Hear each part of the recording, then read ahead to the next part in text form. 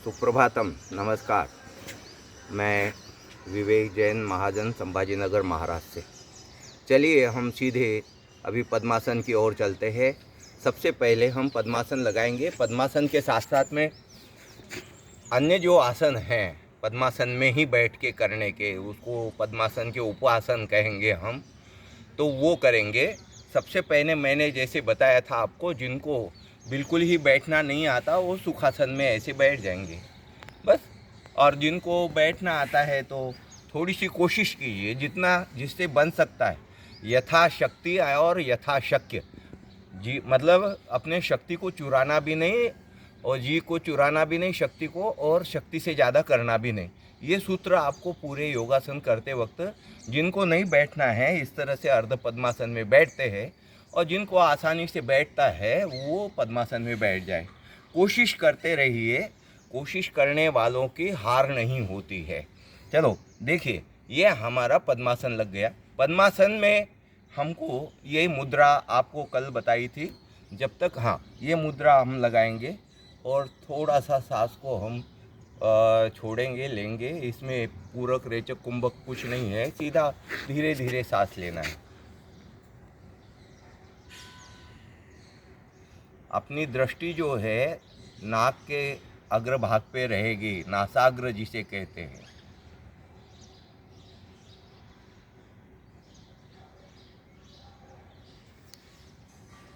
Minimum 30 second, maximum आपके पास समय हो तो कितना भी कर सकते हो।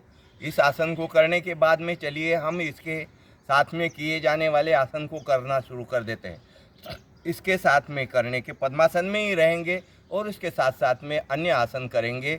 देखिए, इस तरह से मैंने बताया था कल। कैसे बताया था? पीछे जैसे अपन हाथ आगे बांधते हैं ना, ऐसे पीछे से बांधना। एक बार आपको बता देता हूँ पीछे से कैसे बांधना है हाथ को। देखिए, इस तरह से, ये इधर से पकड़ना, ये इधर से पकड़ना, ठीक है। इस तरह से हाथ को पीछे से बांधना। अब ये इस तरह से हाथ को पीछे पकड़ करके, बांध करके हम क्या करेंगे? सबसे पहले पीछे देखेंगे, सांस छोड़ते हुए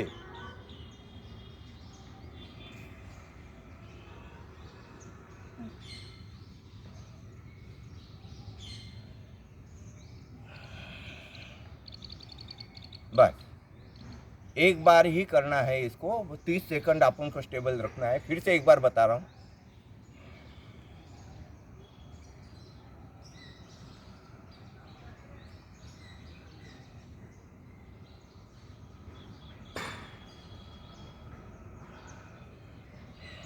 यहाँ आप जब टिकते हो 30 सेकंड तक वहाँ स्टेबल रहना है।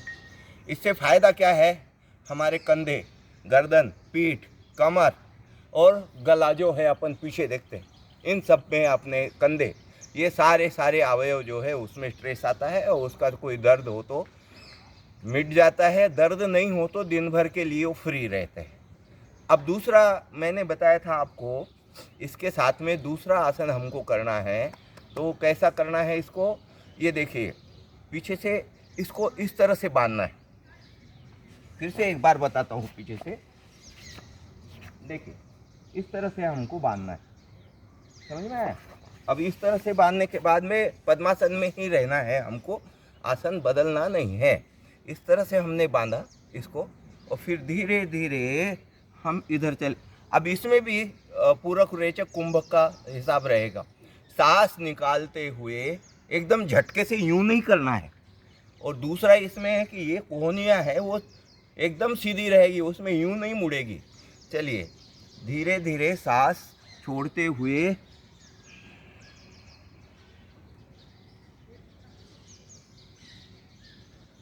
30 सेकंड तक स्टेबल रहना है। इसको एक एक बार करना है, 2-5 बार नहीं करना है।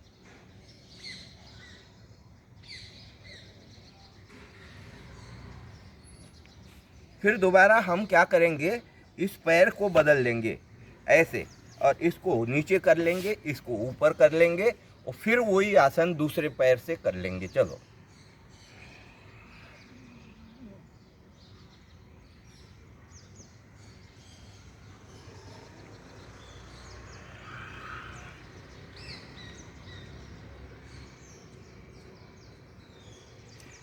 इसमें आपको ये हाथ जो है ना पीछे से जितना ऊपर उठ सकता है आप अपना सीधा ले लीजिए।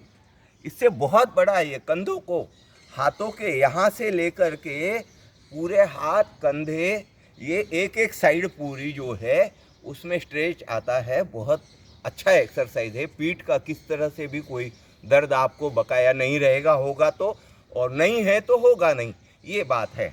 इसके बाद में आपको पद्मासन में ही तीसरा उपासन, ध्यान रखिए, एक एक आज यहीं रुकूंगा, फिर कल आगे बढ़ जाएंगे। देखिए अब मैं क्या कर रहा हूँ, इस तरह से हाथों को बंद रखना है, समझ में आया। अब इस तरह से बंद रख करके इसको हम गर्दन के पीछे यूं रखेंगे। मैं एक बार पीछे से दिखाता हूँ। इस तरह से बंद रख करके गर्दन के पीछे यूं रखना है। देखो आया समझ में। अब इसको गर्दन के पीछे यूं रख करके ये देखिए, अब हमको कोशिश करनी है, वैसे थोड़ा बहुत हमारे ये कोहनियाँ सामने आ सकती है, मगर कोशिश करनी है कि हमको ये पैरेलली रह जाए और हम इसको करें। उसमें भी एक बार करना है, सांस छोड़ते हुए, मतलब रेचक करते हुए हम आसन पूरा करने के लिए तरेंगे। वहाँ 30 सेकंड तक मिनिमम, मतलब वो स्टेबल रहेंगे, मतलब कुंभक करेंगे, और फिर सांस लेते हुए, मतलब पूरक लेते हुए उसको पूर्व स्थिति में आएंगे। एक बार करना है। देखिए अब यहाँ से मैं सांस छोड़ता हुआ चल रहा हूँ।